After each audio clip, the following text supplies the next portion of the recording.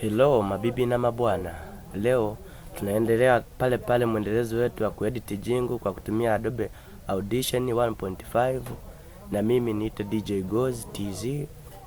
Naendelea kupeana maujuzi mbalimbali. Cha msingi endelea kunifollow, endelea kusubscribe channel yangu ya DJ Goz TZ.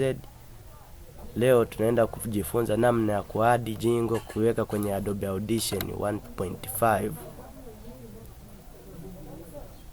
Naomba tuongozane pamoja, twende step by step, nadhani utaelewa vizuri sana. Tunaifungua Adobe yetu Adobe Audition 1.5 ambayo ndio hii hapa. Tunaifungua.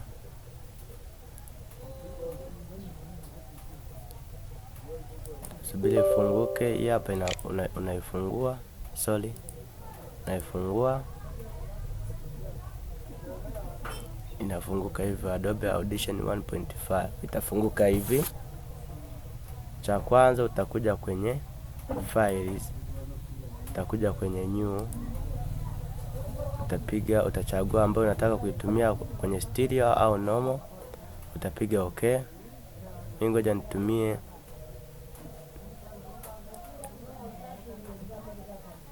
F48 eti. Utapiga okay. Itafunguka hivi. Utakuja kwenye record hapa. Utapiga okay. Hello, niite Gozi umeme. Hello. Utamaliza hivyo. Yaani ukiona ongea maneno ndio naona yanaingia kawaida.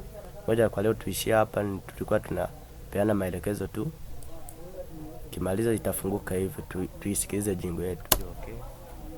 Hello, niite Gozi umeme. Hello. Sasa mimi maliza hivyo. Nasikia hapo. Yaani ukiona ongea maneno ndio naona yanaingia.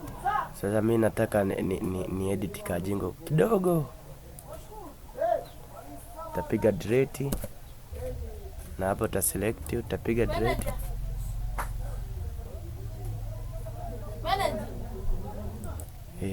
Tunaendelea, tuisikilize jingle yetu.